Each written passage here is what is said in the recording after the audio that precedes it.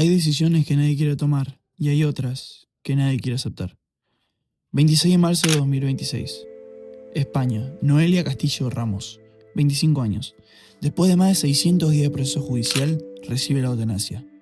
Pero esta no fue una decisión repentina. En 2022, Noelia se arrojó desde un quinto piso.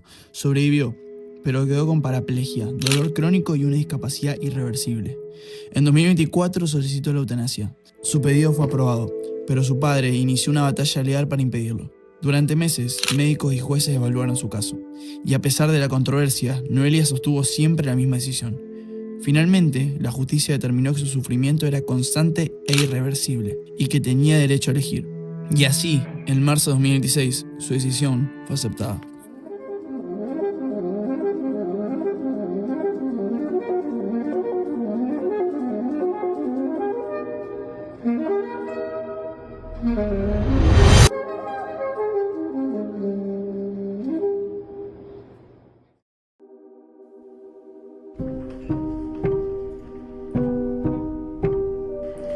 Pero para entender todo esto, hay que entender qué es la eutanasia y por qué genera tanto debate.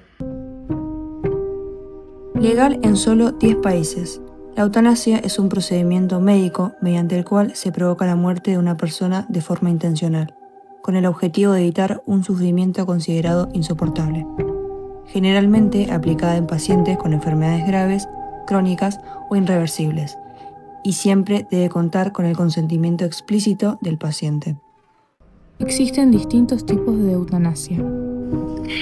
La eutanasia activa, la cual implica la intervención directa de un profesional de la salud para provocar la muerte.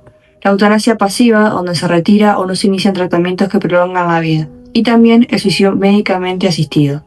Además, estas pueden ser voluntaria, a pedido del paciente, no voluntaria, a pedido de un familiar, debido a que el paciente no reacciona o se encuentra en estado vegetativo, e involuntaria, es decir, sin consentimiento de absolutamente nadie, considerado un homicidio.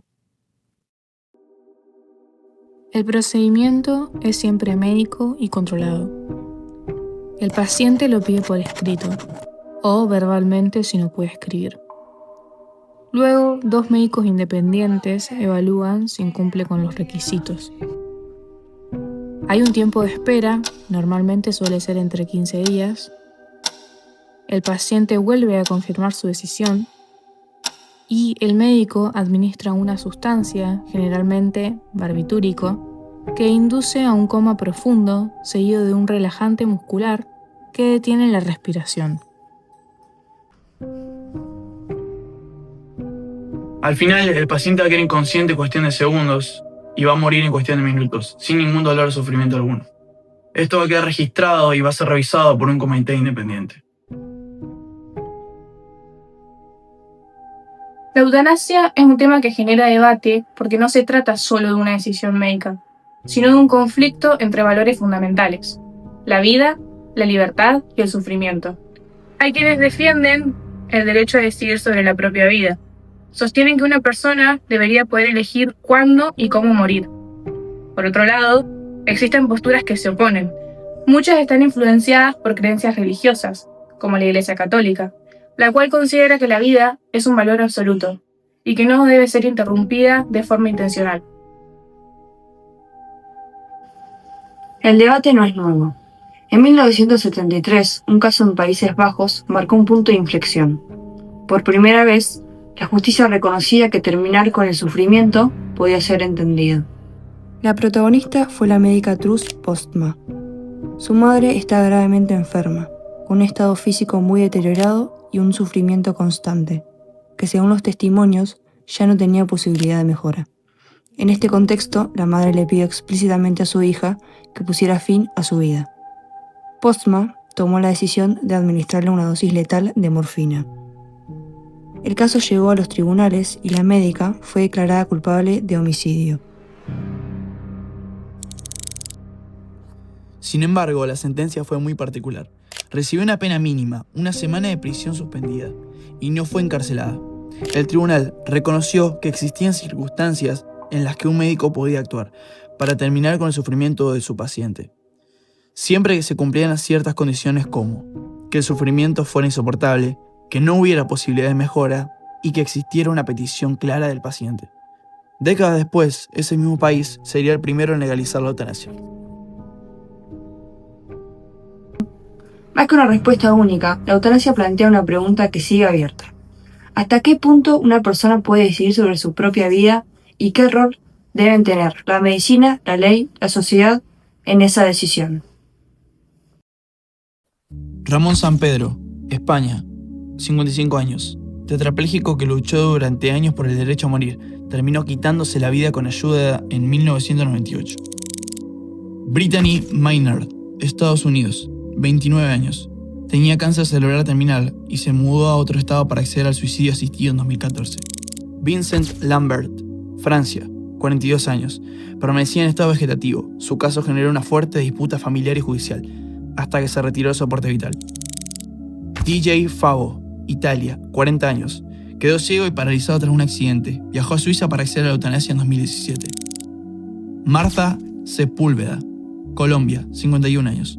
Tenía una enfermedad degenerativa. Su eutanasia fue aprobada, cancelada y finalmente realizada en 2022. Y uno de los casos más polémicos, Noah Pothomen, Países Bajos, 17 años. Tenía graves problemas de salud mental. Su muerte generó polémica y confusión sobre la eutanasia en menores. No fue eutanasia legal. Dejó de alimentarse voluntariamente. El dilema de la eutanasia existe porque enfrenta valores que son difíciles de reconciliar entre sí. En el fondo, la discusión gira alrededor de una tensión principal: el derecho a decidir sobre la propia vida versus la obligación de protegerla. Por un lado, está la idea de la autonomía, que cada persona tiene que poder elegir cuándo y cómo morir, especialmente si vive con un sufrimiento constante, sin posibilidad de mejora. Desde este punto de vista, la eutanasia es una forma de libertad y de dignidad. Pero por otro lado, está el valor de la vida como algo que no debe interrumpirse intencionalmente. Esta postura, presente en muchas corrientes éticas y en religiones como la Iglesia Católica, sostiene que permitir la eutanasia puede ser moralmente incorrecto y peligroso, porque podría llevar a abusos o a decisiones tomadas en momentos de vulnerabilidad. Por eso, el dilema no tiene una respuesta única. La eutanasia no solo es un tema médico o legal, sino un debate profundo sobre la vida, el dolor y la libertad humana. Por eso, no se trata solo de decidir cuándo morir, sino de entender qué significa realmente vivir. Y ese límite debería decidirlo uno mismo.